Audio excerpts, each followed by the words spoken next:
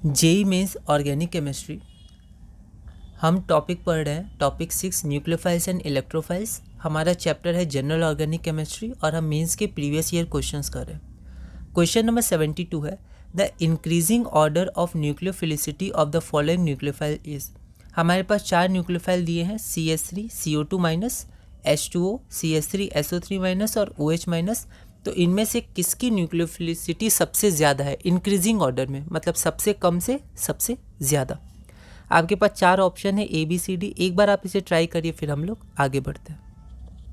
तो ये एसिड, जब हम लोग एसिडिटी और बेसिसिटी टॉपिक पढ़ेंगे, इसके बाद वाला ही टॉपिक है टॉपिक 7, तो उसमें भी हम लोग देखेंगे। और इसमें हम लोग देखते हैं कि न्यूक्लियोफिलिसिटी क्या होता है। न्यूक्लियोफिलिसिटी होता है एक तरह से अपने इलेक्ट्रॉन को डोनेट करना, ठीक है। और बेस भी क्या होता है, वो अपने इलेक्ट्रॉन पेयर को डोनेट करता है। तो हायर बेसिसिटी क्या होता है, स्ट्रॉन्गर न्यूक्लियोफिलिसिटी होता है, ठीक है। तो basicity, nucleophilicity, leaving group tendency, तो ये सब कुछ कंफ्यूजिंग टर्म्स होते हैं, तो इसको ध्यान से समझना है हमें, ठीक है। तो बेसिसिटी और न्यूक्लियोफिलिसिटी क्या होता है कि बेसिसिटी बढ़ेगी तो न्यूक्लियोफिलिसिटी भी बढ़ेगी, क्योंकि बेसिसिटी होते ही है tendency to donate lone pair of electrons, ठीक है। तो अगर हम लोग यहाँ देखें तो यहाँ पर सबसे ज़्यादा बेसिक कौन होगा, तो जिसके पास निगेटिव चार्ज है। तो यहाँ निगेटिव चार्ज 3 के पास है, तो ये तीनों बेसिक होंगे, ठीक है। लेकिन यहाँ पर जो CH3 SO3 माइनस है, तो SO3 माइनस में जो रेजोनेटिंग स्ट्रक्चर बनता है वो इक्विवेलेंट बनता है। और ये जो CH3 COO माइनस है एसीटेट आयन, इसमें भी इक्विवेलेंट बनता है। लेकिन इससे ज़्यादा रेजोनेटिंग स्ट्रक्चर इसका होता है। तो इसमें जो निगेटिव चार्ज है वो ज़्यादा डिस्पर्स है, ठीक है, ज़्यादा स्टेबल है, ठीक है, इसकी कंपैरिजन में, ठीक है। और इसके पास कुछ है ही नहीं, ये OH माइनस है, तो ये सबसे ज़्यादा बेसिक होगा OH माइनस, ठीक है। तो OH माइनस हमारा सबसे ज़्यादा बेसिक हो जाएगा। तो यहाँ पर OH माइनस हमारा सबसे ज़्यादा बेसिक हो गया, ठीक है। उसके बाद कौन बेसिक होगा, तो माइनस चार्ज अब 2 में है। एक हमारे पास CH3 SO3 माइनस में है और एक CH3 CO2 माइनस में। तो ये ज़्यादा बेसिक होगा, क्यों, क्योंकि इसके पास ज़्यादा टेंडेंसी है इसको अपने पास रखने का, क्योंकि यहाँ पर नेगेटिव चार्ज स्टेबल है एज़ कम्पेयर टू दिस। तो ये अब डोनेट करेगा एज़ कम्पेयर टू दिस, तो ये ज़्यादा बेसिक होगा।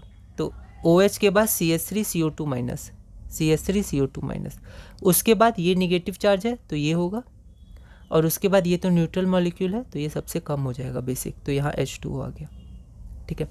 तो ये तो हमारा क्या हो गया, ये हमारा हो गया डिक्रीजिंग ऑर्डर। बेसिसिटी का बोल सकते हैं या फिर हम लोग न्यूक्लियोफिलिसिटी का बोल सकते हैं, ठीक है। तो ये है डिक्रीजिंग ऑर्डर, है ना, यहाँ पर डिक्रीजिंग ऑर्डर है, ठीक है।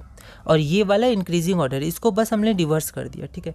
तो ये हमारा इंक्रीजिंग ऑर्डर है, क्योंकि क्वेश्चन में इंक्रीजिंग ऑर्डर पूछा गया था, ठीक है। तो जब इंक्रीजिंग डिक्रीजिंग पूछा जाता है ना, तो थोड़ा सा कन्फ्यूजन होता है ना, पहले क्या लिखे नहीं लिखे, पर कॉन्सेप्ट वही है अभी जो हमने देखा।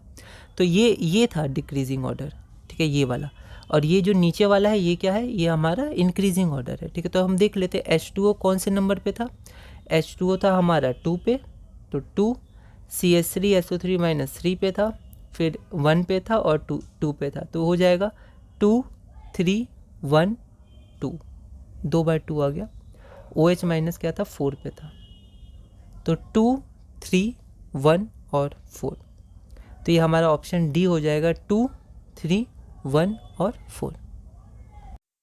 तो इस वीडियो में हमने अपना क्वेश्चन नंबर 72 पूरा किया। अगली वीडियो में हम क्वेश्चन नंबर 73 करेंगे और टॉपिक 6 में आगे बढ़ेंगे।